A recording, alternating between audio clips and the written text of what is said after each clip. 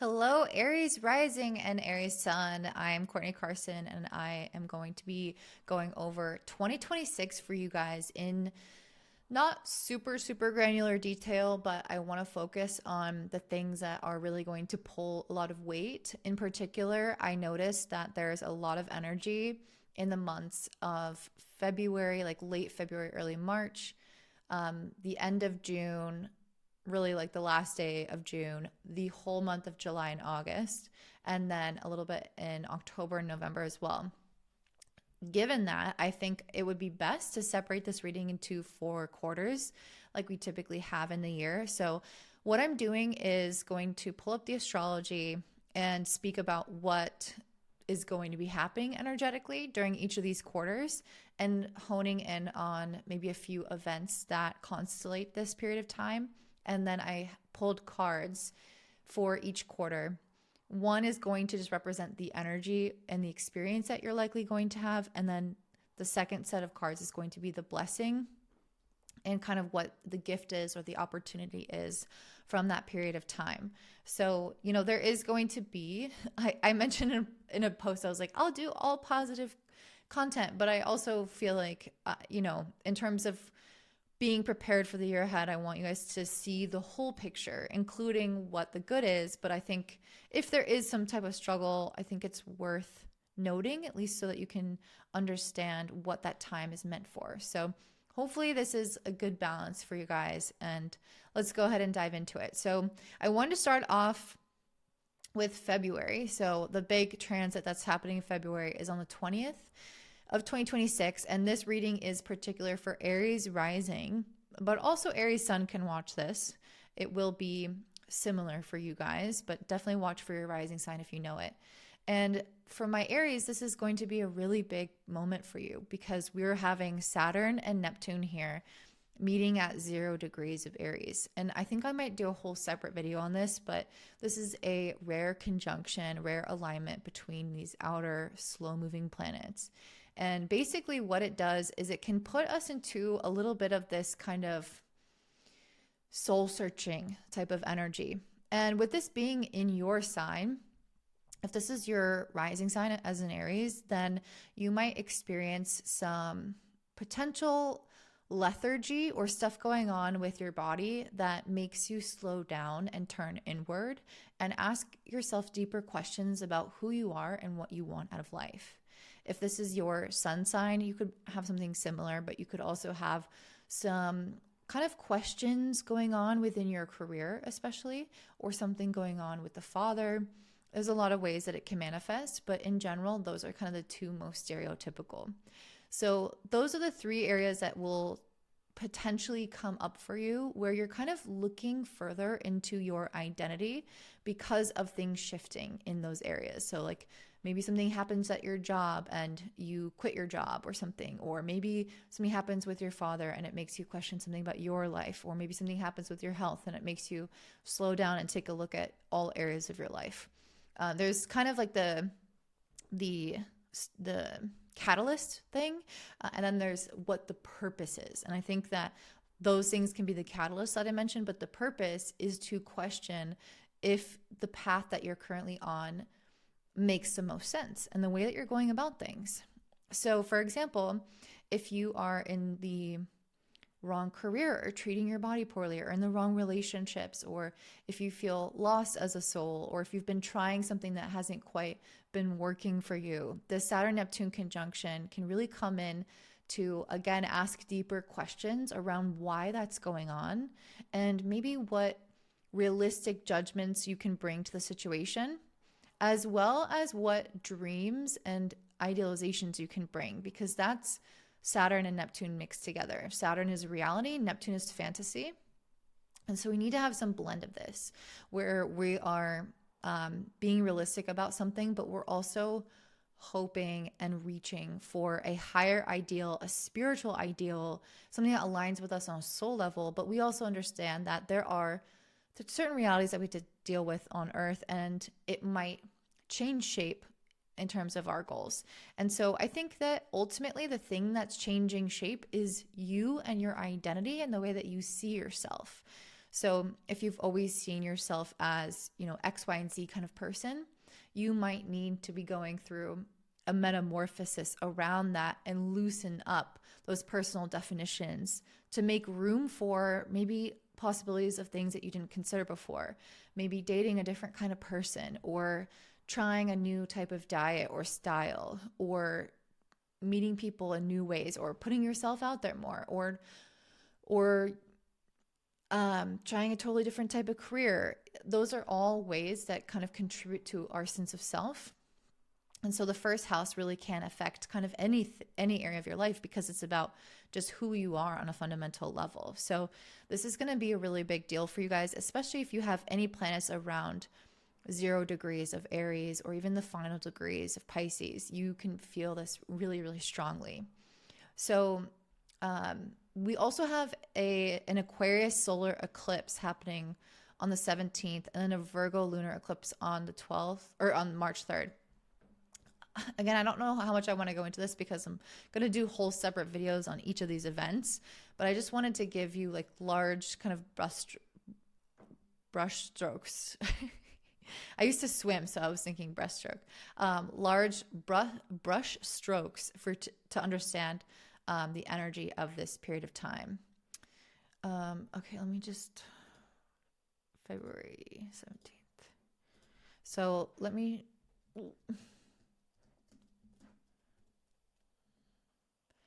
pull that up for you. So this is going to be the Aquarius eclipse at 28 degrees. And that's going to be in your 11th house. And it is a new moon. So it is going to kind of bring to the question, or to the forefront, what is going on in your long-term goals or your relationships. And again, we do have the Saturn Neptune conjunction in the first house, which could also, any transit can reflect into the opposite house. So a transit through the first can reflect into your relationship house, the 7th.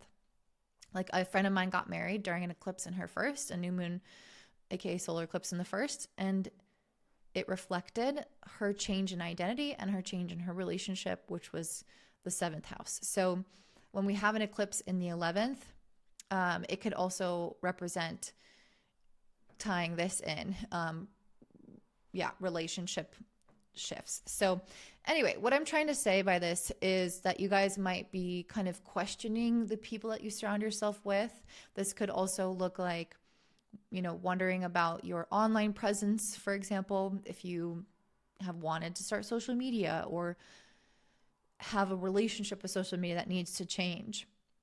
This can look like, again, maybe shifting some of those long-term goals or questioning what those long-term goals are. So a lot of this is going to be a phase of kind of dreaming, fantasizing, because the ruler of this eclipse, Saturn, is next to Neptune. So there's this energy of what is the potential here? Maybe you get literal dreams or images that come to you of like, this could be possible for me on this day, or in my life. So I kind of want to talk about the cards, and then I'll come back to the next eclipse. So we start off with the Knight of Cups in reverse. The Knight of Cups in reverse can very much suggest this topic of kind of relationships, because Knight of Cups is often like an offering of love of some sort. And so when it's in reverse, it can indicate maybe an offer in relationships that doesn't quite match your energy. Or you can just be going through a period of recalibration. Eclipses tend to bring some sort of change or volatility in that area of our life, but it's not going to be always pertinent to us. If you don't have any planets around 28 degrees of the fixed signs, you might not be affected by this.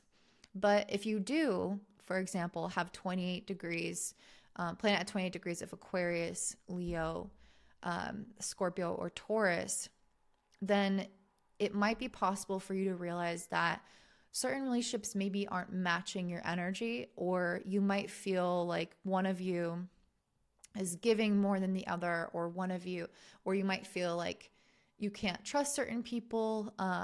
Like this card in reverse can indicate it's a very Don Juan card, where people are quite charming and they say the right things. And so if that's relevant for you, this isn't going to pertain to everyone.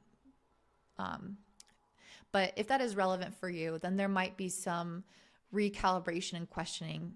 Is this relationship inspiring the best in me? Is this person honest? And these are, again, questions that often come up when the ruler of an eclipse is with Neptune, because Neptune can indicate some form of deception.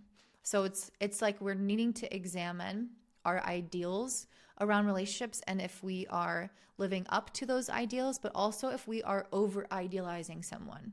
So it's like we might be underplaying what we want from relationships, but it could also mean that we are overplaying what somebody's offering us. We also have the Ace of Pentacles in reverse, and this card represents often some kind of like missed opportunity or finances feeling a little bit difficult. And this can also be a catalyst for some type of desire to think long term and maybe kind of dream up better ways of feeling stable or making more money.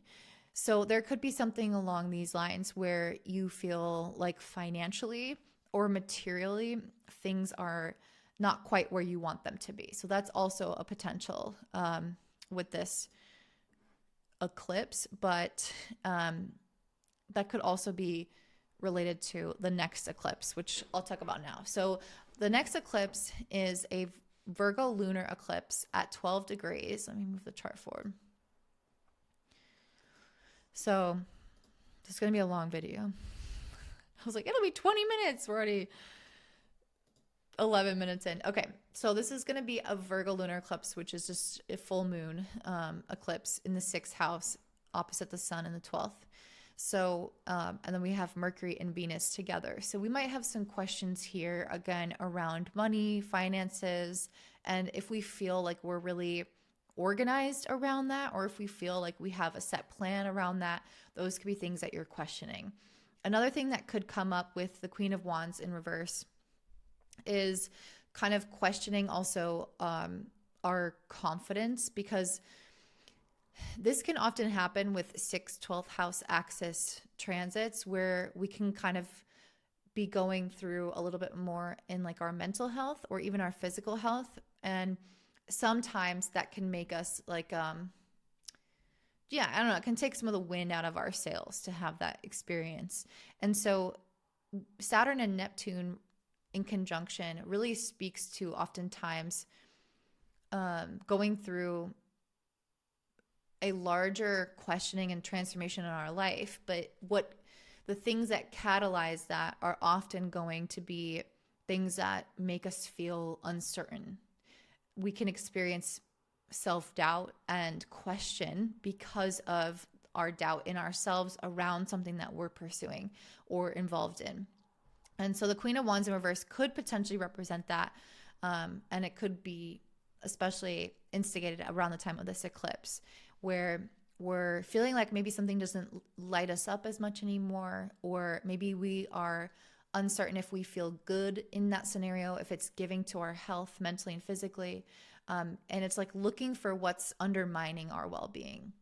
And the last card we have for the first quarter kind of happenings with the tarot is going to be the 7 of Cups, which I think is a really emblematic card of the Saturn-Neptune conjunction, because it's a card around dreaming up of possibilities. But it's also a card of confusion and uncertainty, because there's so many options and we don't have a clear idea of the path ahead.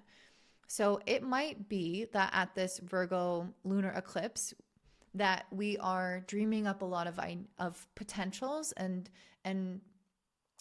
maybe starting to see, okay, I'm not really enjoying this thing in my life anymore. Let me move in a new direction. I have all these ideas. And with this Pisces side, the sun and all these planets of Pisces, really this whole stellium, with this Pisces energy, you can have literally dreams again come to you, or ideas. Your imagination might be really active around, okay, well, what could be? And so that's the 7 of Cups here representing that. And part of your advice for this quarter, or your advice for this quarter, is she who dreams, escape dreams and fantasy. So I think that literally Spirit's advice for you is to open up to your imagination like living a little bit more in your fantasy realm, your dream realm. Journal about what could be in your manifestation process, but don't get so tied down with having to have all of the answers at this time, because we're in more of this ideation phase and not getting super bogged down. And I can see that also with the clouds card, which speaks to the energy of this quarter, which is a card about ideas and information and movement and travel and changing your mind and communicating with people. So there's a lot that you could be sifting through, a lot of information that you're sifting through. And your card for the year, which I didn't mention, we have one card for each group for the year. And for you guys, you have revelation. So I think that many things are going to be revealed to you and awakened within you on a spiritual level. And you are going to shift paths and shift, identities in ways that you might not expect right now. And so being very agile, being very adaptable to who you can become in this process is going to be really important. And there's going to be catalyst events that show you parts of your old self that you want to dismantle. And that might be somewhat uncomfortable in the process and can lead to uncertainty and self-doubt, but that has to happen in order for you to get to the other side of, well, this is what I want instead. Sometimes you have to, feel bad about your weight for you to decide, I'm going to eat healthier and make lifestyle changes, or feel like you don't have enough money to go out and maybe change something about what you're doing.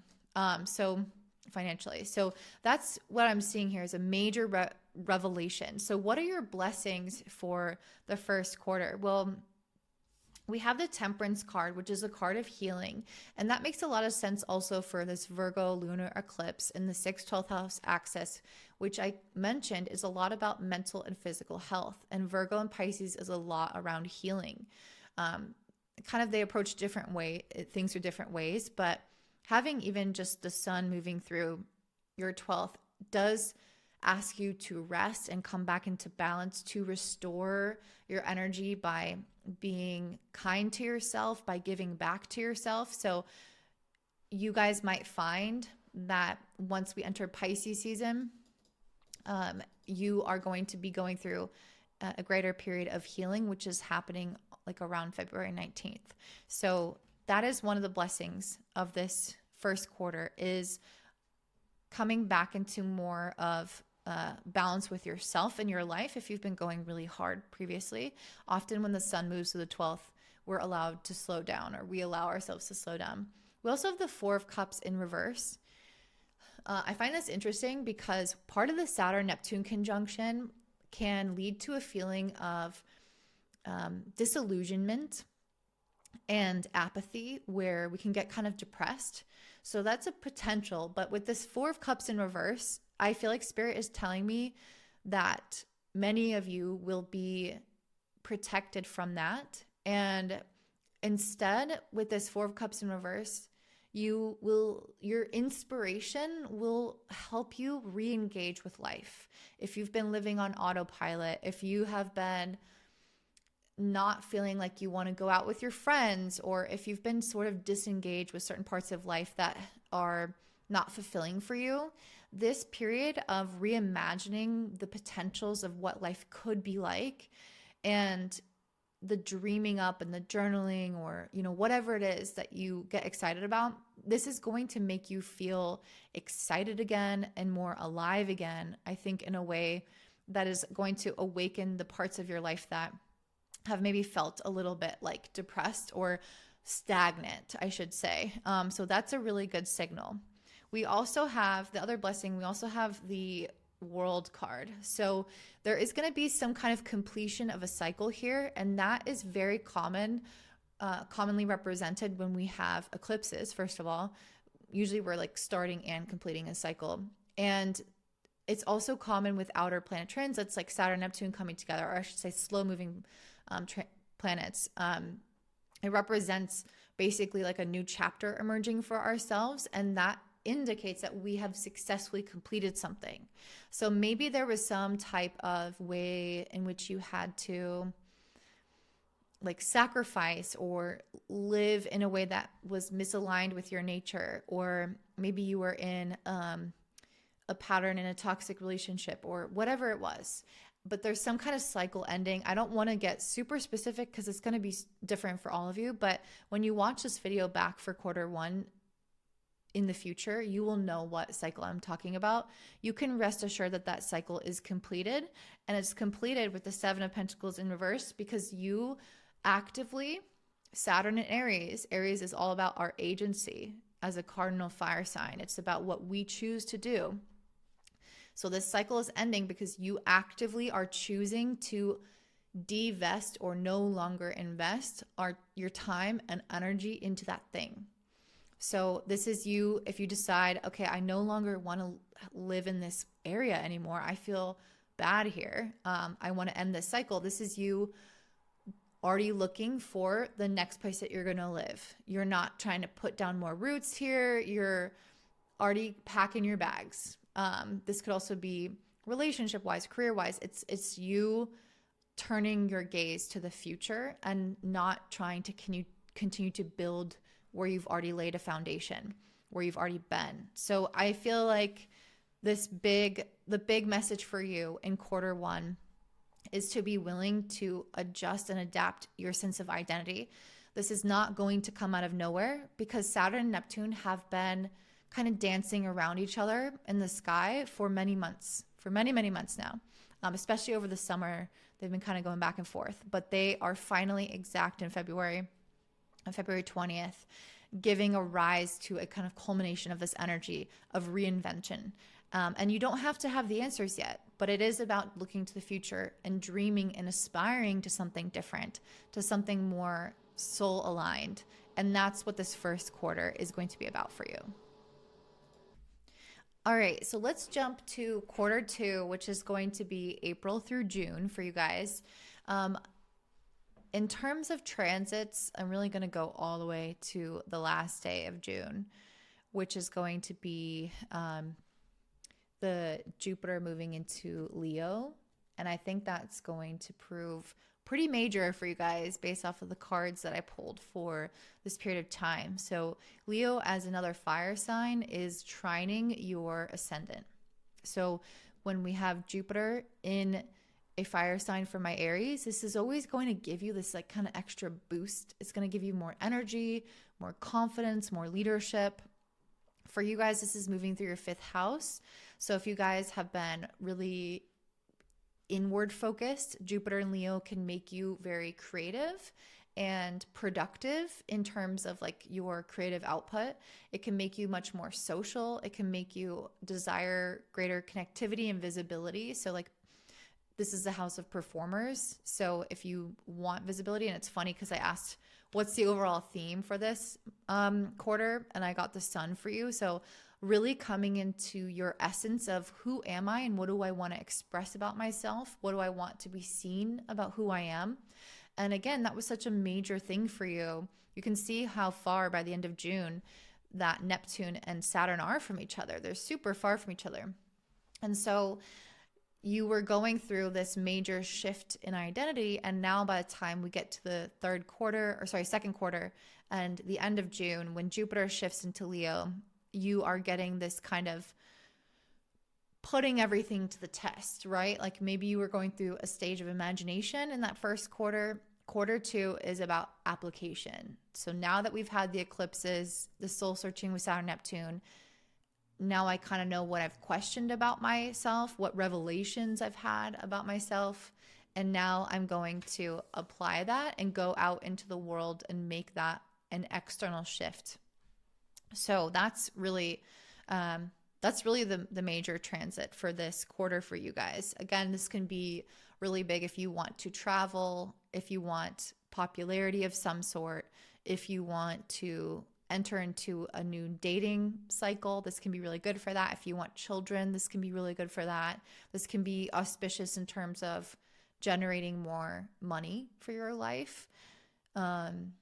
Yeah. And again, really, really good for self-expression and tapping into what your gifts actually are and trying to put yourself out there to express those gifts into the world. So I asked the cards, Spirit, what the energy was for this quarter, what events are going to kind of happen. And I got the Judgment card. So the Judgment card is this indication of personal and spiritual awakenings. So I think that makes a lot of sense given the last quarter. I think that you're still going through this process of making really important decisions based off of these realizations that you've had about yourself and your life. I think that's going to be a process, not like an overnight thing. Though Judgment can indicate like one really big decision that happens overnight, I think that there is a lot of, seeding of that idea though beforehand. So the Judgment can represent making a major decision for your life or coming to an important conclusion, having, again, big awakenings about who you are, and in particular where you're going with the Two of Wands. This is a card of planning, preparation, foresight, knowing what's next. And I think that Aquarius solar eclipse on February 17th is going to be playing out in particular in quarter two, where you're going to have some type of plan come to you about the next future steps. And part of that is going to involve burning parts of your life down with a Tower card, walking away from something that you have spent time building, that you've been really familiar with, really comfortable with. And often Jupiter as a planet will require that of us. It requires us to push ourselves and push our limits in some ways. And with it making a trine to your ascendant, I think that this Tower is going to feel really good. I don't think it's going to feel really bad. So this is going to be an opportunity to walk away, or if you don't decide that and initiate it yourself, life will push you in some capacity to leave an established routine or some kind of established path. And it's going to lead you to the Queen of Wands, which feels very Jupiter and Leo in the 5th house. This is, again, an energy of creativity, of being confident, really being like basking in your own energy and feeling like you know who you are and what you have to offer the world, and you show up really strongly with strong presence. And it's very magnetic and charming kind of energy. So I think that you guys are going to be ending in that place, which to me indicates that the Tower, because it's surrounded by a card of planning, and after that a card of kind of confidence and feeling like you're really in your element, to me the Tower indicates that whatever fell away, maybe it was foundational, but it was also no longer part of your essence, in the sense that it was a part of an older identity. So whatever fell away was kind of like an exoskeleton, or not an exoskeleton, like the skin of a snake peeling off. Like that's no longer really needed for the snake.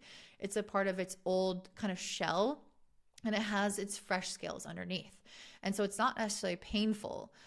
Or like when you have kind of like dead skin, it's like it's not painful to have that skin shaved off, because it's an old part of you that's really already died.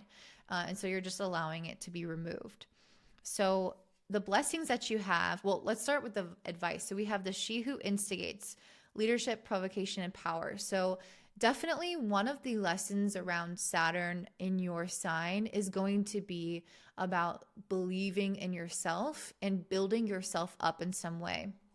I do have a whole video on Saturn and Aries that I recommend that you check out. You can just search my channel, Saturn and Aries, and I'll have it for each of the signs. But as an Aries, you are kind of being tested in your sense of fortitude.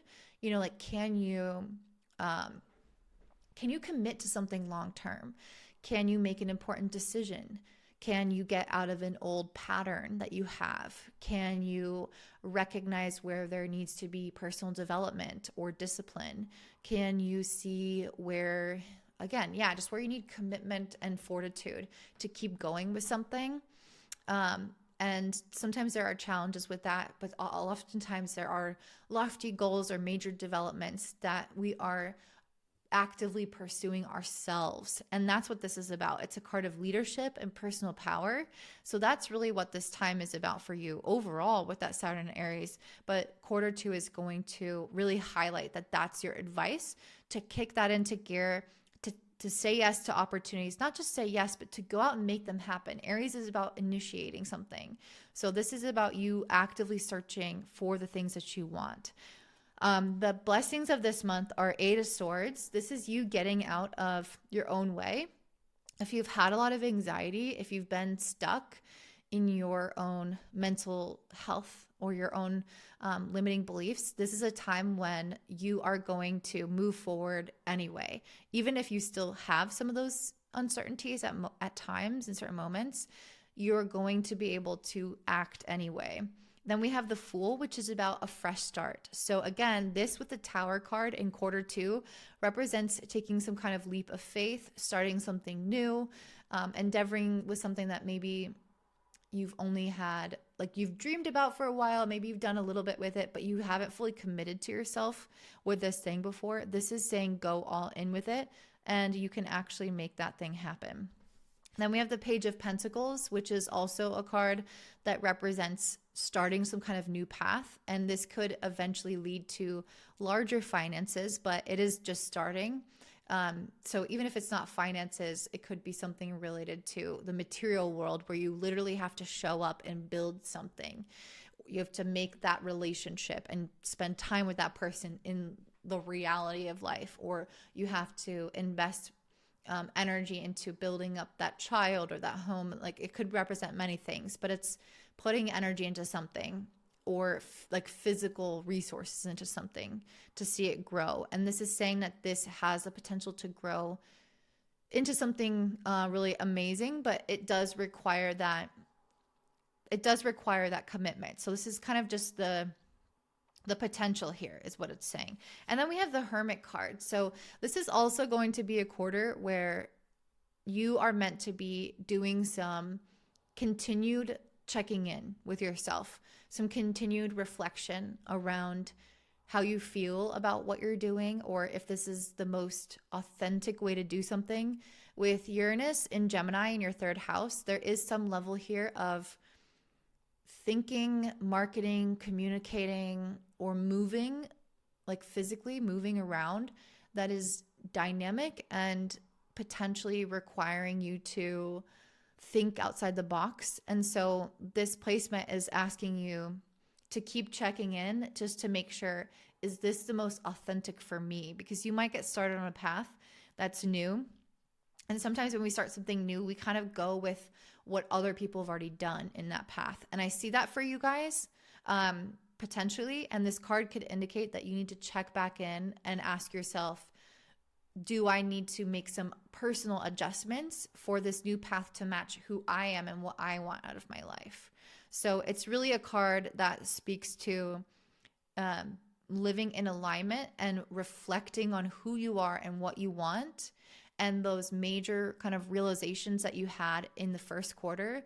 I think that you're meant to keep coming back to that energy where you tap into maybe a meditation or reflection process in order to make sure that you are not straying from the correct path for you. And I think, again, with your theme card for the entire year being revelation, I think that the major thing that's going on is that you're having continued revelations about who you are and what you want. And that means that there's going to be likely many small adjustments that you're making throughout the year to align with those revelations and insights about who you are and what you want. So that's what we have for the second quarter, which is April to June. Let's go ahead and dive into quarter 3. All right, so now we're moving on to quarter 3. We are coming to the time period of July through September, and we're going to be having the first major transit happen on July 20th, which is the nodal shift. So I'm just going to move it ahead a little further. July 27th. Yeah. Oh, yeah. Sorry, I'm reading my notes. Okay, July 20th is Jupiter in Leo opposite Pluto in Aquarius. I'll talk about that, and then I'll also talk about the nodal shift on the 27th. Okay. So Jupiter is in your 5th opposite Pluto in your 11th. So I do think that there is a very expansive energy of Jupiter that we talked about in Q2, which really demonstrates this desire to express who you are in the sense of kind of optimism and growth and visibility and creation and feeling really in your element for those things. And I definitely feel like that was an easy quarter for most of us, but definitely you guys especially. This is where you might start to get a little bit hairy with some of that, where it might feel with this opposition with Pluto that there are either external circumstances or internal ones that start to apply pressure and make you potentially kind of have to strengthen your resolve and your commitment to these goals. And that's really normal on a long-term goal process, where you start off really strong and you're super inspired, and then you kind of hit that messy middle. And I believe this is like also the Dunning-Kruger effect, if I'm not mistaken, where things just start to take a lull, where you get to the middle of something and you start to lose steam. And then maybe somebody says something in your friend group or in your family, and maybe something's going on in the world or society, and you start to question things, and maybe you get anxiety or you start to doubt a little bit. And so that's kind of what I see here, is that there's this potential challenge associated with keeping your light shining and your excitement about something, keeping that going. It's not that I don't think that you, I think it's not that I'm like saying that I don't think that you're going to have, I think that you are, based off of the cards I'm playing, I think you're definitely going to still feel aligned with this goal. It's just, it's hard to always feel optimistic about it, right? It's one thing to feel like when I'm doing that thing, I feel in the flow, I feel in my element, I know, what I'm doing, or maybe that's a point of doubt, but you can feel like, again, like something is in alignment when you do that thing. But then at the end of the day, there can be other people in your ear, or again, societal things that make you doubt if this is possible. So that could be happening now.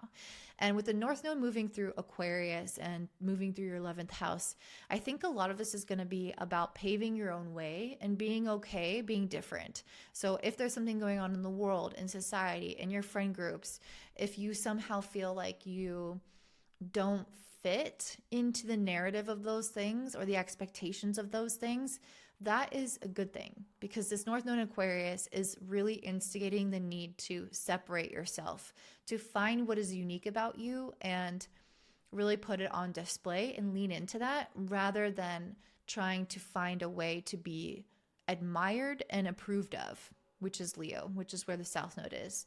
And so we have this weird combination for you where you have Jupiter in Leo.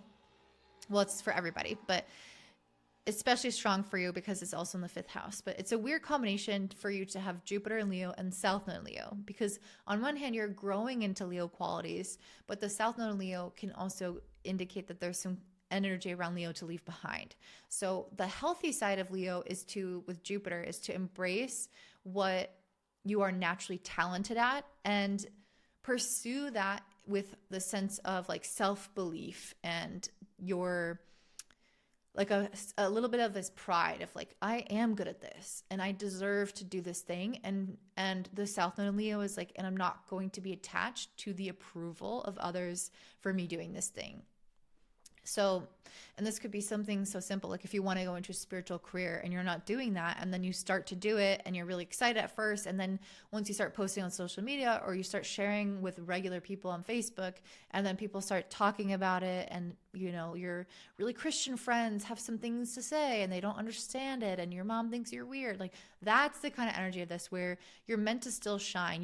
That maybe you have intuitive gifts, or maybe you're a Reiki master, or whatever it is, and that you have that power, but then other people don't really get it. This is just an example. You got to still stand by that, because the North Node in Aquarius is about, and sometimes, rubbing people the wrong way and not trying to fix that, and not attaching our ego to the sentiment and mercurial feelings of others and what they think about us. So that's a big part of what this is going to be about for you guys. We also will have a Leo solar eclipse on August 12th and a Pisces lunar eclipse. And I'll talk about that in a second. I kind of want to get to the cards first. So first of all, we have the fox. So the energy for this month, the fox. To me, this represents the kind of deceitful, manipulative, undermining effects of the this could be social media, this could be the narrative, this could be the culture, this could be the government, this could be the people in your life, or even your own thoughts around kind of trying to undermine your desire for this thing. The fox is quite sneaky and resourceful. And so you kind of have to outsmart it in your life and not let it get into you and not let it sabotage you in a way. We have the sun in reverse.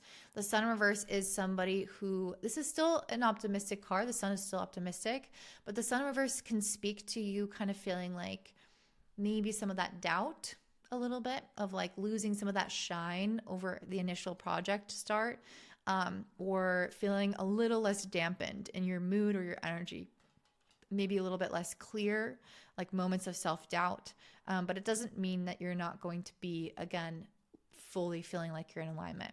We have the 8 of Cups. To me, this is like somebody questioning the thing that they left behind, because in quarter 2, we saw that Tower moment in the Fool card, which represents some kind of leap of faith. And we also see the Fool card here as well, which I'll get to later. But the 8 of Cups is, to me, indicating somebody who's like questioning the thing that they left behind. Like, oh, that thing that I used to do was really socially accepted. Like maybe I worked in corporate and everybody loved that job and nobody had a problem with that job. And now that I'm like a spiritual healer, everybody's looking at me weird. And I don't know, am I cut out for this? And it's like, you kind of get in that mode of thinking where, you know, can I go back? Like, is this a mistake? And you can't go back. The 8 of Cups indicates there is no reversing, but you might be thinking about the past and like where you've come from.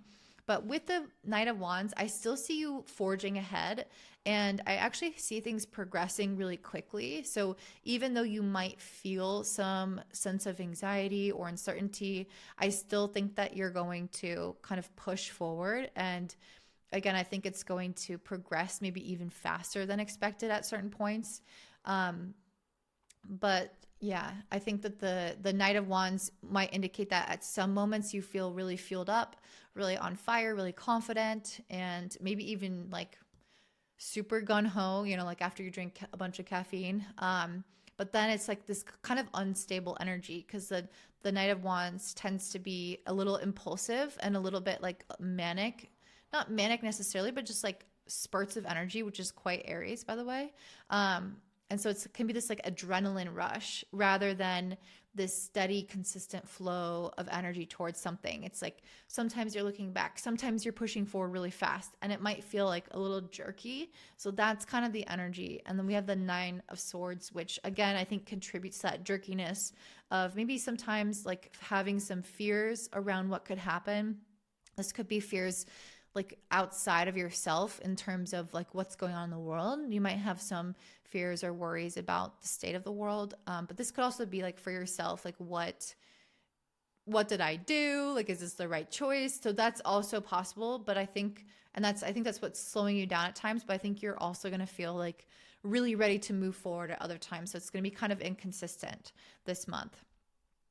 So I'll talk about the eclipses in just a second. I think I want to get to the blessings first and the advice. So the advice is she who emerges, enlightenment, mindfulness, and rise up. So I feel like what this is trying to say is that these are the moments where you're tested, the moments where you're doubting something, where you're uncertain about something. These are the moments in which your character and your resolve becomes clear. And these kind of, I mean, the messy middle, this is where people either leave what they're doing and break down and not do the project or whatever it is, or they recommit themselves and they come back to their spiritual purpose, their bigger why. They come back to a sense of mindfulness, and like it says on the card here, but mindfulness in the sense of maybe like a meditation practice, like coming back into yourself basically and your spiritual why, and pushing through so that even when things are uncertain, emotionally, mentally, physically, you can recommit to the goal and see it through to the end. The other blessing, so that was the advice. The blessing that we have is the Eight of Pentacles. So this is interesting because we did see some kind of spurts of energy, but the Eight of Pentacles to me has a more consistency to it. So I don't know. I think part of what this is trying to say is that even though you might be feeling like you're taking a step back and then step forward, then step back, step forward, kind of this jagged approach, I still think that Spirit is trying to tell you and convince you that you are making progress. And not only that, but you are really developing and honing your skill at something, a craft at something. So you kind of, a natural part of the process of skill development is going through periods where you question if you have any skill at all. And because that's like the learning curve, right? Where you have to see represented the gap between where you are and what you could be. And that journey there is part of the discomfort and uncertainty of not knowing, like, can I do that? Am I measuring up? And so the Eight of Pentacles represents that you are making progress. You are developing the skill. And even if at times you are wondering how you're feeling about it, you're actually doing really well. And you're advancing in ways that you might not even see until you come out of it. And a good story for this is I did my yoga teacher training many moons ago. And I remember we were going so intensely. It was a month-long thing, and we were going every day for hours doing yoga. And my muscles were just, I guess, sore. I don't even know. Yeah, they were definitely sore. But what happened was I wasn't that great at, I shouldn't say good, but I wasn't that flexible in some of the poses. And then when I finished the program and got to go home and got to rest my body and not have every single day doing yoga, and maybe just took a week off or whatever I did, then I was so flexible. Like I had all these ingrained skills after that and was able to achieve certain poses and do certain things that in the program I couldn't do because I was working so strenuously at the time. And so it wasn't until I had some kind of retrospective look at what I had done and some rest in between that I was able to see how much progress I had made. So it was this thing of like going really hard, and when you're in it, you don't realize how well you're doing. And then you come out of it and you're like, oh, wow, yeah, I did really well. So even this quarter, you might not always realize that you're doing well. That is what this is saying, that you are making quite a bit of progress on something. We see the Hermit. So this card has come up for you again.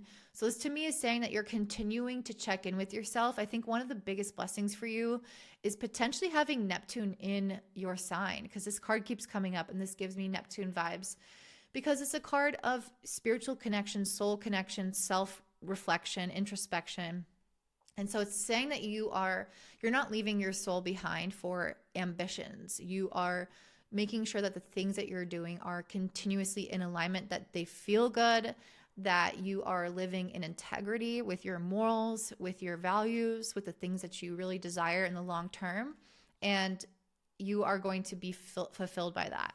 Again, we already saw this card in a blessing position for you, and it's coming up again, the Four of Cups in reverse. Again, I feel like you're going to feel much more engaged, like with your life. Life might not feel always easy when you take the path that is most exciting and aligned for you.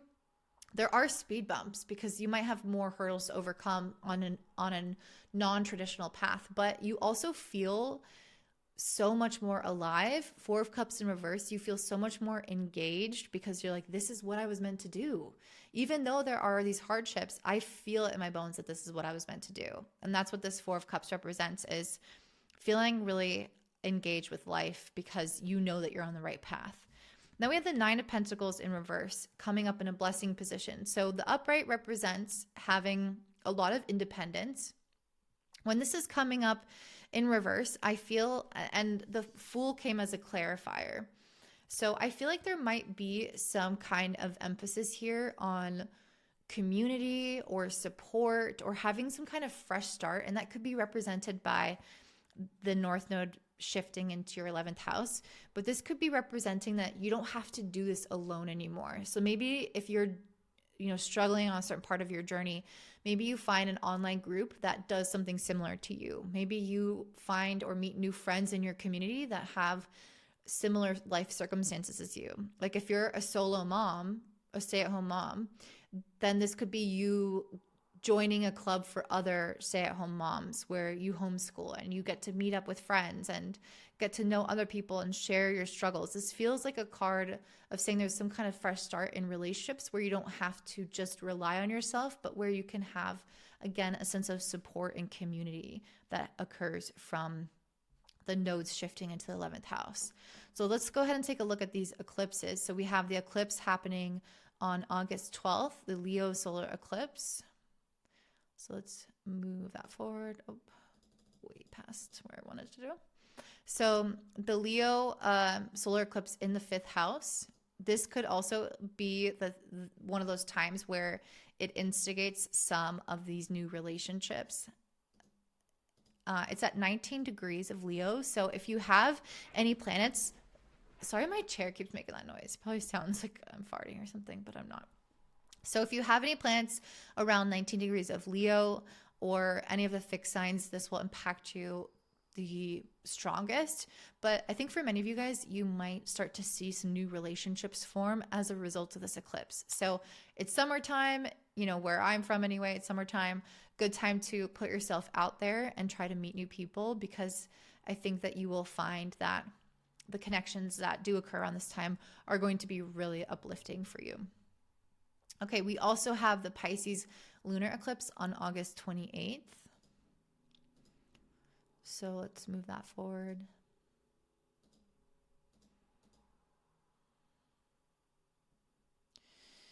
So let's see.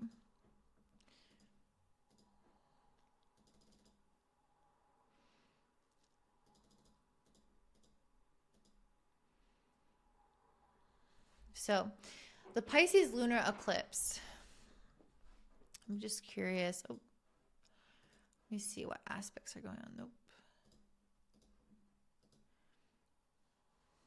Interesting. I haven't looked at this yet, so that's why I'm doing it live. So this lunar eclipse is squaring Uranus. So this is going to be a time where we're going to have to really change up the way that we do things. And that's why I still think that this is related to the Nine of Pentacles in reverse. There's something here, and it could also be related to the Nine of Swords, but there's something here related to like kind of getting out of your own way, getting out of your own head with this Pisces full moon or lunar eclipse squaring Uranus. So Pisces in the 12th. Pisces in the 12th speaks a lot to mental health, spiritual health, trust. That square to Uranus in the 3rd represents a need to change perspectives, change the way that we think about things, communicate about things, change the way that we socialize.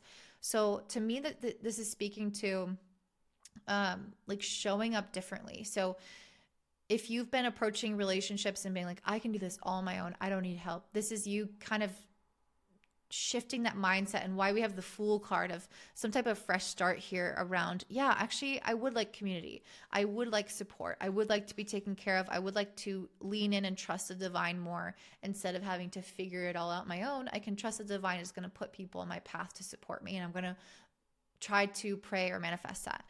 The other way that this shows up with the Nine of Swords is getting out of your own head when it comes to your anxiety about things. Very Virgo Piscean, like we've talked about. If you've had some self-doubt or some uncertainty or like mental health things going on, that square to Uranus represents maybe changing up something about your routine or about your day-to-day life, like changing up your energy to shift your thinking patterns so that you don't keep recycling old thoughts of like, oh, I can't do this. It's like, well, let's just go out, let's touch grass, let's have the sun go on our face, let's go on a vacation, maybe we go on a retreat. That's a great thing actually for an eclipse like this, going on a retreat, because 12th house is very much about that, and having the potential here to have these kind of spiritual breakthroughs, having some ideas come to you that you never would have considered before, and getting unstuck, getting inspired instead of feeling like, oh yeah, I don't know. It's like, that's the Virgo energy. No, instead we want the Pisces, like, again, spiritual, like revelation, this revelation card, revelations about the self and spiritual awakening about the self that is going to, again, re-inspire you towards whatever new path that you started last quarter.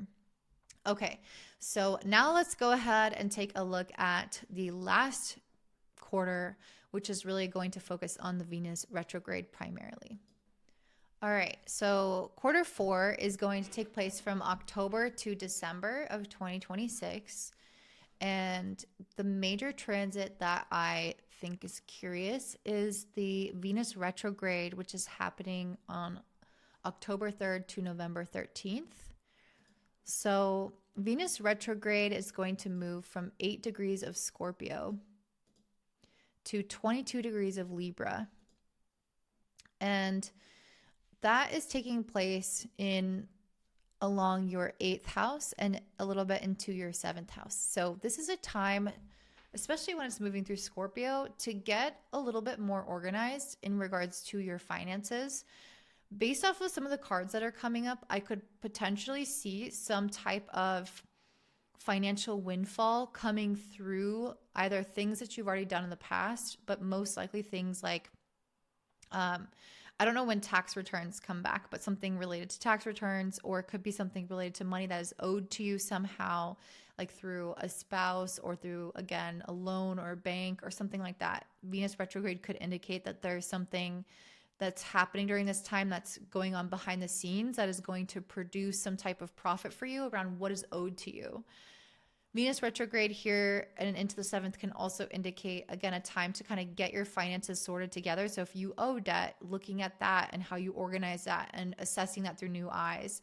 Venus retrograde into the 7th can look at your contracts or your relationships with people, or, if you work with a business or a partner, or have a partner, it can ask you to look at those areas of your life with more scrutinizing and discerning eyes, so that you make sure that you are not overlooking something important around those dynamics or those negotiations or commitments, so that you make sure that you are protecting yourself, and are living kind of in alignment with what you want there. I'll do a Venus retrograde video in the future to get into more detail, but those are just some overarching views. And I say that because of the cards that I'm getting, because oftentimes, like Venus retrograding through 7th and 8th, you would think that there could potentially be some relationships that could falter. I'm not always, Venus retrogrades a bunch, but if the relationship is really weak, it can falter during a time like this. But that's not really what I'm seeing in the cards. Instead, I'm seeing some really fortuitous energy for you guys in the 4th quarter of the year, again, October to December. So I want to start off with the Fish card, which is all about abundance and resources. So some kind of financial opportunity coming to you. And again, I see this in not just this card, but other ones. But I also have books. So the book is about research, learning, planning. So this could be about you guys making sure that you're investing your money properly, starting a will, doing something that feels like maybe has some lawyers involved, like making sure that your estate is somehow organized properly as a trust, for example, or that you have some long-term, again, retirement plan or investment plan. There's something along those lines.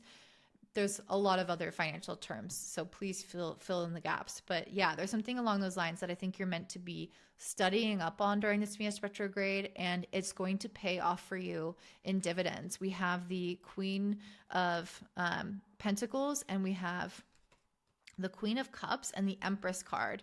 So first of all, I think that the Empress and the Queen of Pentacles represent abundance and opportunities, having finances come to you, even if it doesn't all come to you in this quarter. There is some type of foundation being laid for money to continue to grow for you.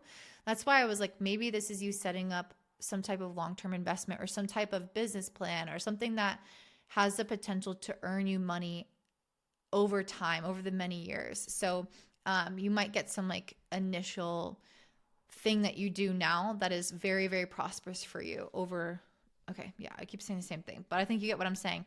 You could also get some kind of windfall. So I could see it being both, where you get more money now, but then you also choose to put it somewhere that will allow the funds to continue to reap for you in the years to come. And I think that you really need to trust your instinct with the Queen of Cups.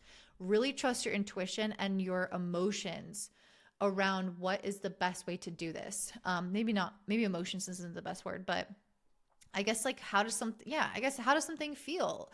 If somebody's telling you to invest in Bitcoin and you just like don't resonate with that, don't put your money there. But if you feel really called to invest in maybe a particular company, or you want to, I don't know, put your money in a hole under your tree in a glass jar, and that's what your intuition is telling you, then do that. So the Queen of Cups is like really trusting your instincts with how you will navigate your material reality. This could also pertain to relationships as well. So really trusting your instincts around, does this person deserve my time? How do I want to navigate this issue with this person? How do I want to negotiate this contract with this person? Because oftentimes we can be talking about money, but money and people and relationships are often very intertwined. So it's not just about the money itself. It's often about the whole dynamic going on. So trust your own instinct with this. And then that should be something that we can always do. But I think you just really need a reminder that you can, yes, there is something here at the Queen of Pentacles in the book about studying, learning, maybe getting legal counsel and using that as a resource for sure. But it's also balancing it with what your intuition says, because Venus is in Scorpio after all, which is a water sign. And Scorpio is quite psychic, quite intuitive, especially when it comes to reading people. And when it goes retrograde, if you're having certain questions or doubts or suspicions, maybe explore those a little bit deeper, because there's likely something underneath the surface that you can dig into to make sure that you are researching the most and getting the most out of whatever it is. Like if you are signing a contract, make sure that if you have some weird feeling about a clause in it, that you, again, do more research and trust your instinct around that. We also have the Page of Cups. So it's possible for you, likely when Venus is direct, though it doesn't have to be, it's likely for you that a love interest can come up in your life. This is not relevant for everybody, because maybe some of you are married and this isn't relevant. But sometimes, especially when Venus retrograde happens, what happens is a past love interest comes back up. So it's like people that we thought we were done with, and then they're like, hey, you up? What's going on? What are you doing? So that might happen for some of you guys. I think that's kind of just like par for the course, especially Venus retrograding in the 8th and 7th house, which are two of the most relational houses. This can also indicate just you potentially meeting new people, especially when Venus goes direct, or just examining more around your relationships in general and what you feel about them. But the Page of Cups is, again, somebody who can really listen to their intuition about something as well. And maybe they feel kind of creatively inspired. Venus retrograde could bring that up for you, where you maybe revisit an old creative project or something that you put down, but that maybe you felt really, emotionally excited about. Okay, so what is your advice for this quarter? We have the She Who Stands resolute, implacable, and determined. So I don't even know if I'm saying that word right. Is it implacable? This is a card that I think is saying hold your ground. So if you are in some kind of like legal battle, or if you have to fight for what is yours, or if you're signing a contract with someone or something, or a mortgage or a loan or whatever this is, and it involves somebody else, it's saying to hold your ground and to not, just not concede to what that person is immediately saying, even if they seem like they have more power or know more than you. Listen to your own intuition and maybe push back where you can. This card also is going to, of course, speak to the journey that you've been on and how you maybe in the last quarter had some doubt. Part of your advice this quarter is to continue to be determined and consistent with the thing that you're doing. And this, I think, is going to come easily to you this quarter, because things are going to manifest for you in some fashion, or you have more of a potential to see the prosperity, even if it's slightly in the future. It just feels like a more optimistic time. So it's just saying really stand in that determination and you take advantage of things going well. We have Venus retrograde, or it's It's like 9:30 here, p.m. So I'm a little tired. We have the Two of Swords in reverse as one of your blessing cards. So this is what I'm saying. I feel like the last quarter, you guys were kind of in your own head a little bit, going that little bit back and forth. Two of Swords in reverse speaks to somebody who's very clear. They've made up their mind. They've let go of the indecision, the back and forth, the questioning themselves. That really takes a lot of energy and some of the wind out of the sails of your progress. So this is you letting that go and saying, I know what I want and I'm done with that. I also really like this with the Ace of Cups in reverse and the Devil in reverse. If you guys have been, and this could also be kind of represented with the Page of Cups coming up, if you have been in a relationship in the past with somebody who had some like toxic patterns that they brought up in your life, or maybe you were really attached to them or were in some weird like cycle with them, the Ace of Cups in reverse with the Devil in reverse can suggest that you are finally able to leave that chapter in the past. So maybe Page of Cups and Venus retrograde, maybe they come back in. Maybe they shoot their shot again, or that friend calls you again and it brings up all these old feelings, and you're able to maybe set a boundary or realize that you're not as triggered as you once were, or you've been able to evolve past that. It's going to show you how far you've come when it comes to that toxicity.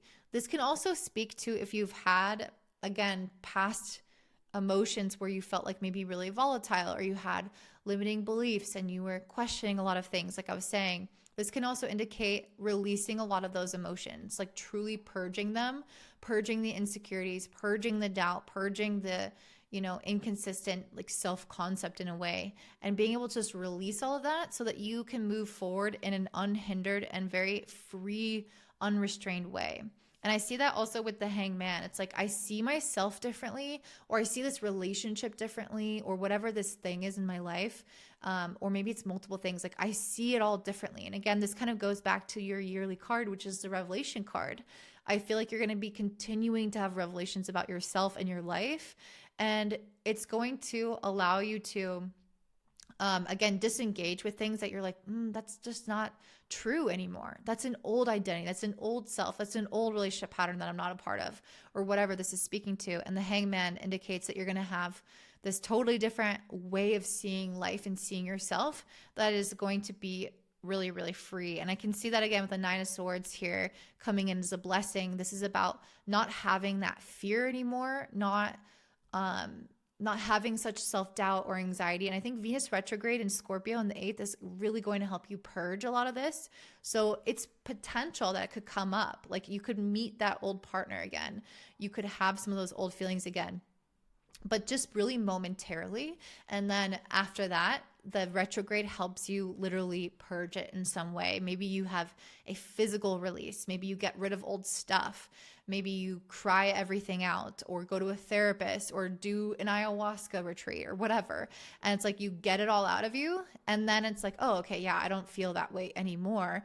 I just had a momentary, not lapse, but a momentary awareness of this thing, because it came back up to be fully released. And for me to realize how far I've come since I was last in that cycle. So potentially for some of you, it could come back up just for that sole purpose. But others of you, you're going to be just realizing that those things don't bother you anymore. And you don't even have to revisit it on an emotional level, but it'll just be gone. So I think you're going to really see how far you've come in this quarter. And I think that you're really paving the way for a very strong and abundant future. Again, all of this is built on those revelations that you're having about yourself throughout this year that comes from Neptune and Saturn being in your sign throughout all of 2026 and beyond. So I'm excited for you guys, Aries. I hope that you enjoyed this breakdown way longer than I thought. My head was like 20 minutes. Yeah, and it's been over an hour.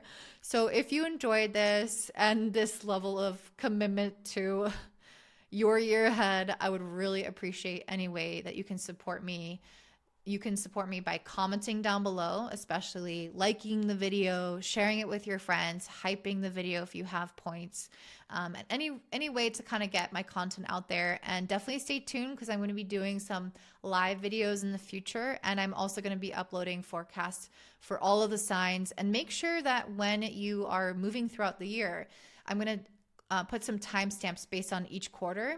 So make sure that you guys come back and watch for that quarter at the start or at the end of it to synthesize or to ask yourself questions or to be best prepared for what's to come. And I hope that you guys have such a beautiful year. Take good care of yourselves, and I will see you in 2026. Bye.